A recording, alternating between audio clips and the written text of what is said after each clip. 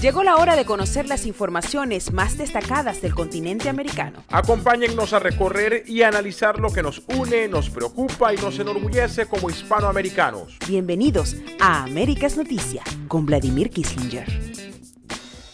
Muy buenos días, feliz tarde y mejor noche para todas aquellas personas que nos están acompañando en una nueva oportunidad a través de Américas Noticias en una nueva ocasión. De hecho, estamos al aire en nuestra edición número 640. Parece increíble, pero afortunadamente hemos tenido la oportunidad de llegar a ustedes a través de nuestros distintos medios internacionales en Venezuela, Estados Unidos y en España.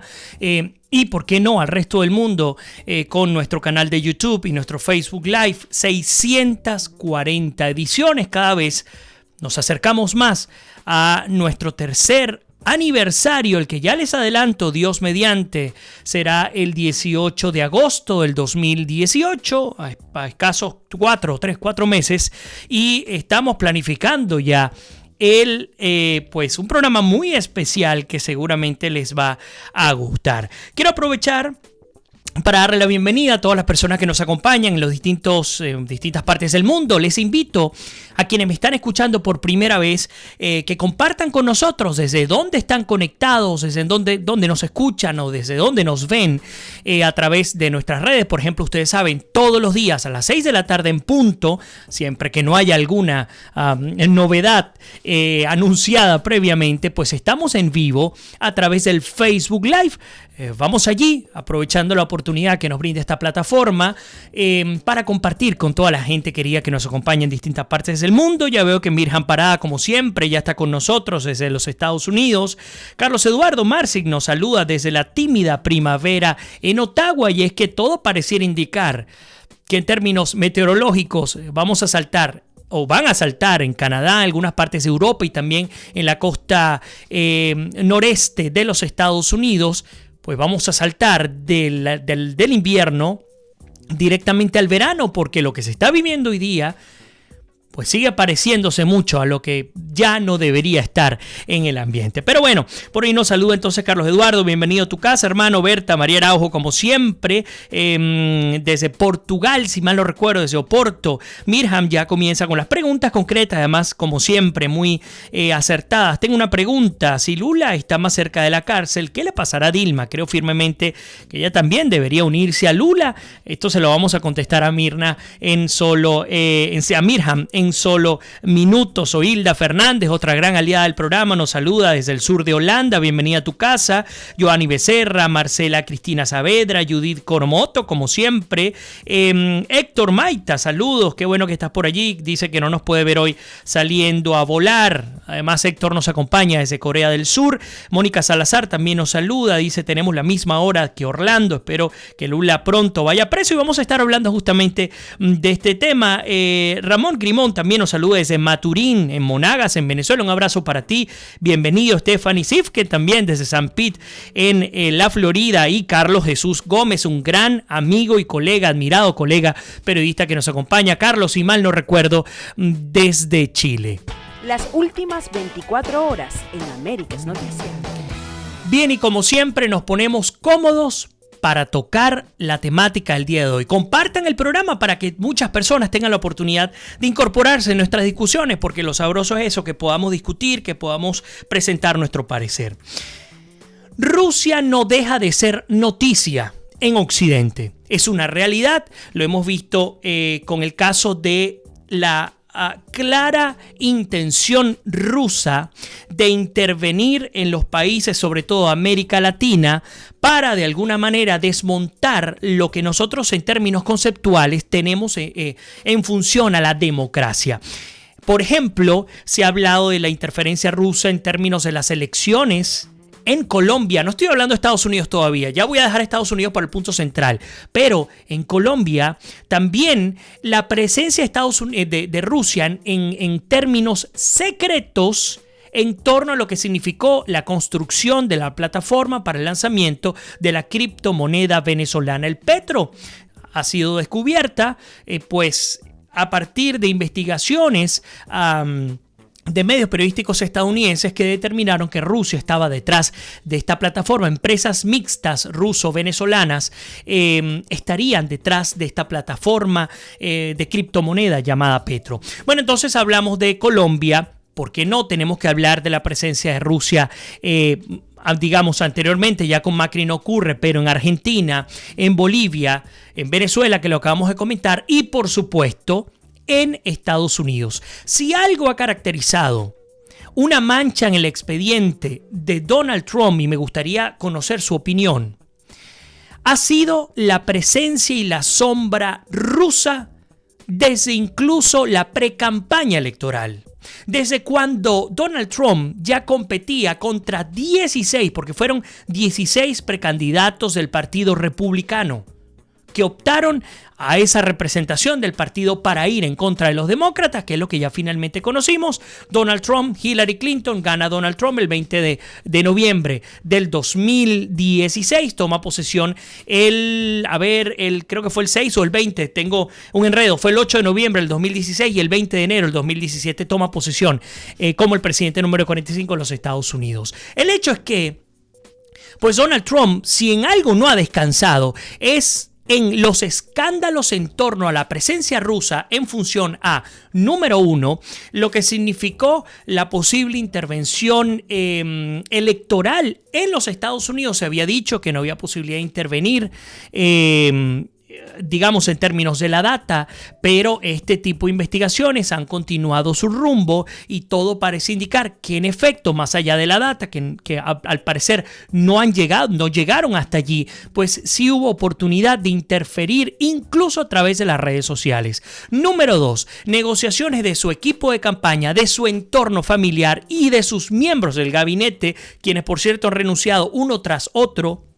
Uno de los pocos que no lo ha hecho ha sido el vicepresidente norteamericano. Pero el hecho es que estas renuncias que van a la par con las denuncias de sus participaciones en torno a cualquier tipo de negociación con los rusos, también han mantenido empañada la gestión de Trump, al menos en términos de su gran rival histórico, que es Rusia. Ahora bien, se presenta de alguna manera un punto de inflexión en el que el gobierno de Estados Unidos tiene que responder. Y ese punto de inflexión se genera en respuesta, y nosotros lo estuvimos hablando acá en su oportunidad, en respuesta al asesinato del doble agente secreto ruso Sergei Skripal, quien fue asesinado con un agente químico en Gran Bretaña. Por supuesto, la primera ministra de Gran Bretaña, Theresa May, pues salió al ruedo expulsando a representantes de inteligencia y diplomáticos rusos de su suelo, de su tierra. De hecho, vamos a estar hablando de números concretos para que ustedes tengan idea de quiénes, país por país, han expulsado. En el caso específico del Reino Unido, se trata de 23 funcionarios expulsados. Ahora, ¿dónde se presenta el punto de inflexión? El punto de inflexión se presenta con que si hubo no negociación por parte del gobierno, mejor dicho, del régimen de Vladimir Putin con el gobierno de Donald Trump en torno a elecciones o cualquier otro tipo de acuerdo interno, pues todo parecía indicar que la administración de la Casa Blanca no podía pasar por alto lo que ocurrió en Gran Bretaña. ¿Por qué? Aquí le tengo varios elementos que se destacan. Lo primero es entender que este envenenamiento en territorio británico de este doble espía, Sergei Skripal, a juicio de Estados Unidos considera que es un ataque contra la seguridad y la estabilidad de su aliado más importante, de su aliado más estrecho. Por eso es que les digo, encontrarse en este punto de inflexión, en dejar pasar, estirar la arruga o, por el contrario, ponerse del lado de su gran aliado histórico, fue lo que ocurrió. Tanto fue así que la embajadora de los Estados Unidos en la Unión, en la Organización de las Naciones Unidas, Nikki Haley, de quien hemos hecho referencia infinidad de veces, sobre todo por el caso venezolano, pues apareció diciendo, y por acá lo tengo anotado para no dar opinión sobre el tema, al menos de manera inmediata, refiriéndose a estos funcionarios que hacían vida principalmente en la ONU y que a juicio de la embajadora, mejor dicho, de Estados Unidos en la ONU, Rusia utilizaba la sede de la ONU en Nueva York como un refugio seguro para actividades irregulares. A nuestro juicio, la declaración más temeraria, más seria y vertical del gobierno de los Estados Unidos por ante nada más y nada menos que el órgano diplomático internacional con mayor plataforma en nuestro mundo. ¿Qué ha ocurrido? Bueno, 60 funcionarios rusos han sido expulsados de suelo norteamericano. Tienen 7 días para abandonar el país. De esos, y escúchenlo bien, de esos 60 funcionarios rusos que ha expulsado el gobierno de Trump, 12 están destacados, tal como lo decía Nikki Haley. Aquí hay coherencia entre lo que ha hecho la Casa Blanca y su representante en la ONU. Justamente son destacados, son diplomáticos, son funcionarios de la ONU. Aun siendo la ONU un órgano internacional, pues estando en suelo norteamericano, pues el gobierno de Estados Unidos se ha tomado la licencia para expulsar de los 60, 12 que son miembros o están destacados en la ONU. Ahora, lo interesante en todo esto es que la coalición se siente en términos de incluso sus accionares o su acción política. ¿Por qué lo digo? Bueno, porque hay otros países que han sancionado a Rusia en función a lo que insistimos, retratado como una alteración, un ataque en contra de la seguridad y la estabilidad no solo de Gran Bretaña, sino de los países aliados, porque esto ha ocurrido cual mejor película de James Bond, porque pues la realidad es que tal como esas películas, pues los rusos fueron en suelo británico, asesinaron con un agente químico y se desaparecieron. Tanto así que Rusia hoy día niega categóricamente su participación en este homicidio. Aún negándolo, las pruebas parecen contar con tal nivel de veracidad que, como les digo, el Reino Unido ha expulsado a 23 diplomáticos del Kremlin. Estados Unidos, que es el que mayor cantidad de diplomáticos ha expulsado, ya se los comenté, votó de su tierra a 60 diplomáticos. Países de la Unión Europea también trabajan en bloque. Esto se parece mucho, por cierto, a cómo se trabajan las sanciones de cara a Venezuela, sin pretender comparar uno con el otro, al menos de manera inmediata. Francia, 4 expulsados, Alemania 4, Polonia 4, República Checa 3, Lituania 3, Dinamarca 2, Holanda 2, Italia 2, España 2, Estonia 1, Letonia 1, Croacia también con un funcionario, Finlandia con 1, Hungría y Rumania con 1. Suecia, por cierto, también participó en esta expulsión de funcionarios rusos, sacando de su territorio a un funcionario. Ucrania, como era de esperarse, sería el tercer país en expulsar en cantidad de funcionarios rusos expulsados, con 13. Canadá con 4, Albania con 2 y Noruega con 1. Insistimos, un movimiento muy importante.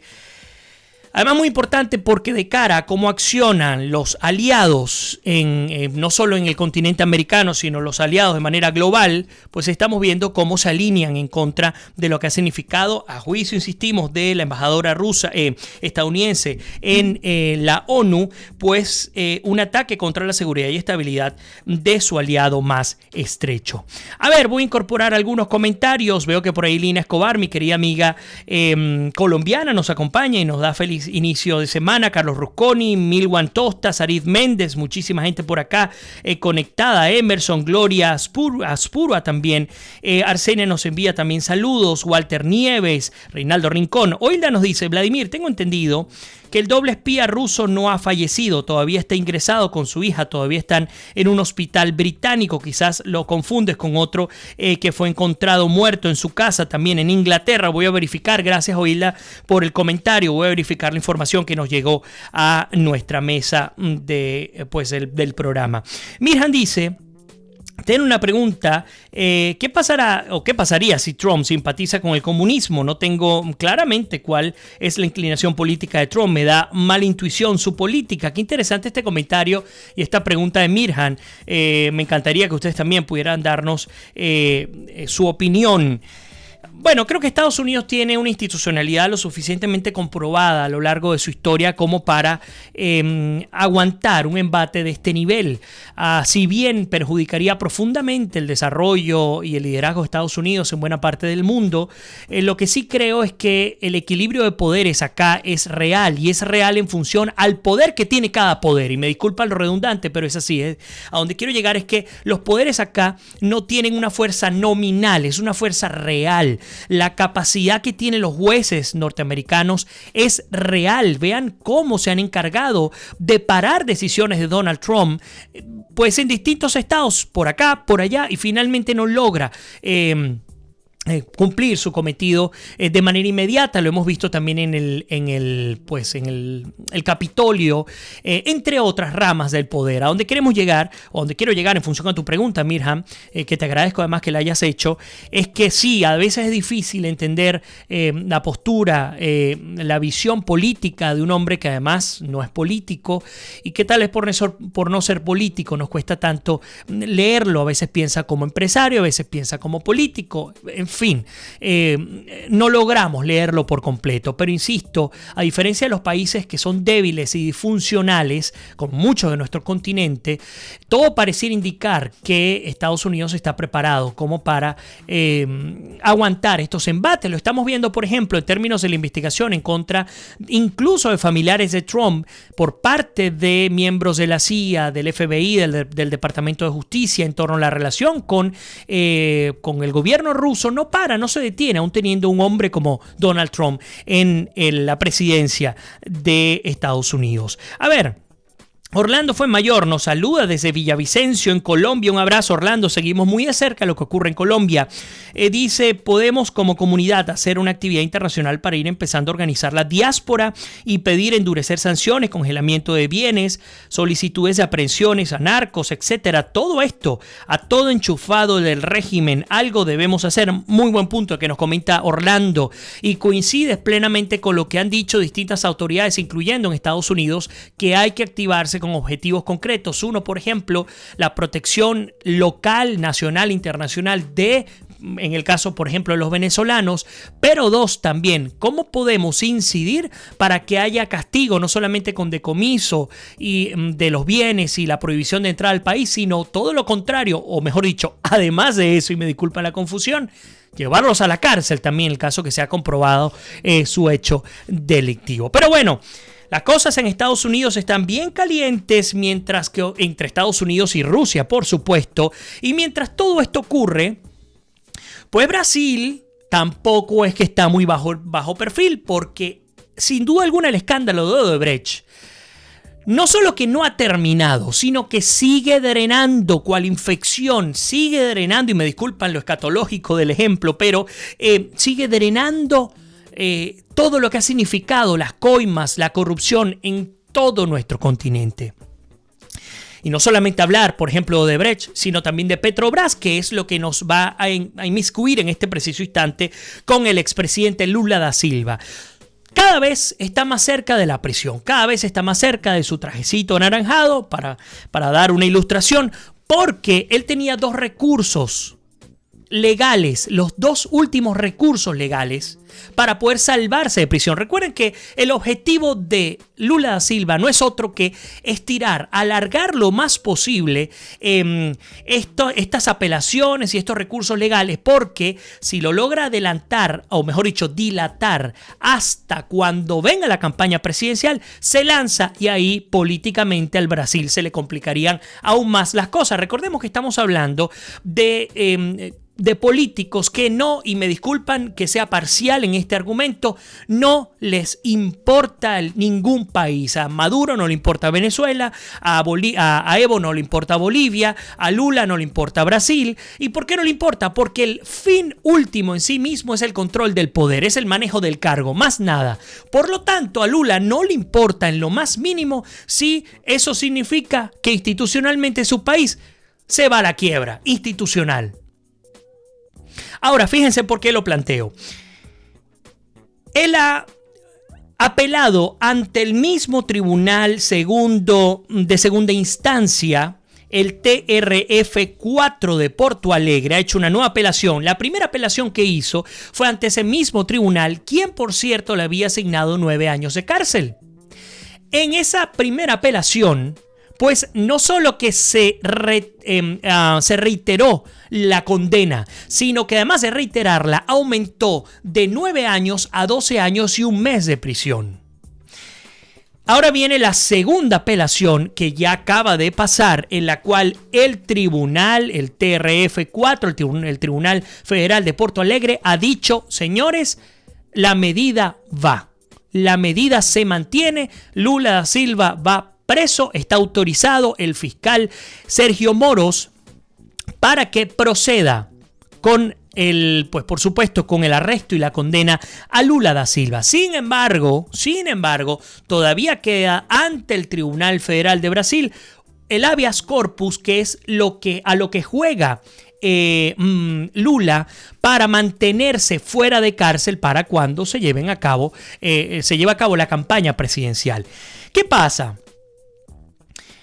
Aunque se haya ratificado la condena, aunque se haya mantenido los 12 años y 1 mes de cárcel, ese habeas corpus, que por cierto la fecha clave es la próxima semana, seguramente ese día tendremos un programa totalmente dedicado a Brasil, se va a llevar a cabo el 4 de abril. Es la última posibilidad que tiene Lula da Silva para o salir de prisión, porque el Tribunal Federal podría decidir por encima del TRF4 de Porto Alegre, o por el contrario, definitivamente ir a prisión tan rápido como el 4 de abril. El problema que hay acá es que todo pareciera indicar que todo se resume nuevamente a una decisión política. Son 11 magistrados, algunos conservadores, otros liberales, unos pro prisión, otros que no lo son, y ya esta decisión se pospuso, iba a ser este fin de semana, se pospuso para el 4 de abril, donde ya algunos de los magistrados han dicho que no podrá asistir. De ser así, al menos al faltar uno de ellos, potencialmente, según los analistas, quedarían en empate técnico 5-5 aquellos que quieren o que consideran que debe ir a prisión y aquellos que consideran que debe quedar libre. Entonces, las cosas no están tan sencillas para Lula, pero tampoco tan sencillas para el país, porque insistimos aquí, el gran afectado en todo esto es Brasil. ¿Por qué? Porque es que a Lula da Silva se le demostró, a diferencia de Dilma Rousseff. ¿Qué pasa con Dilma Rousseff? Dilma Rousseff se le demuestra una participación, y me disculpan que olvide el nombre técnico jurídico en este momento, pasiva. Es decir, ella no accionó cuando tenía que hacerlo. No es que recibió de manera activa dinero o sobornos de algún tipo de empresa. No, es que fue pasiva su participación, por lo tanto se le saca del poder un juicio, el impeachment, el juicio político que se le ha dado, y pues se lleva a juicio. El caso de Lula da Silva se demostró su participación activa en sobornos. Son más de $700,000 los que recibió por toda esta trama de corrupción de Petrobras. Ahí no hay más nada que hacer. Por lo tanto, insistimos, habrá que esperar a la semana que viene. Por supuesto, contarán con nosotros para retratar lo que ocurra con Lula da Silva. A ver, leo rápidamente. Por allí nos dice Carlos Rusconi, quien le doy la bienvenida especial. Bueno, por allí nos dice, y me disculpa, un poco más atrás, ya vi que hay muchos más comentarios. Elías Prato nos dice: la reacción del Reino Unido y otros países europeos, además de Estados Unidos, expulsando diplomáticos rusos y cerrando oficinas consulares, es para mí una declaración de guerra, quizás fría, pero la cual podría calentarse. Gracias, Elías, por el comentario. Y olvidé decirles, qué detallazo, que además Estados Unidos cerró el consulado ruso en Seattle, en Washington. Pues ha cerrado el consulado ruso como parte de la respuesta a este asesinato. este atentado en contra de Sergei Skripal y interesante porque además el gobierno ruso ha dicho que va a ser recíproco. J. Alexa González nos saluda desde Washington, bienvenida.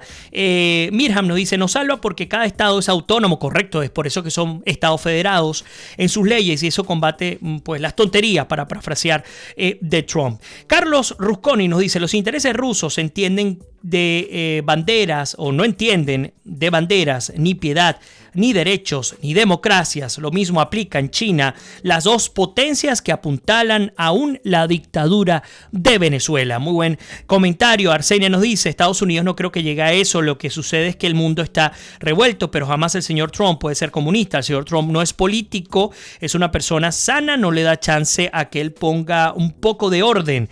Yo tengo fe en que el señor Trump, y que es el único que nos puede ayudar a Venezuela, nos dice Arsenia Prieto. Carlos Eduardo Marcic nos dice, el único país donde no hay reacción por caso de Odebrecht es el nuestro, es Venezuela, y justamente vamos a hablar de ese tema en la segunda parte del programa, porque ya nos toca despedir la primera.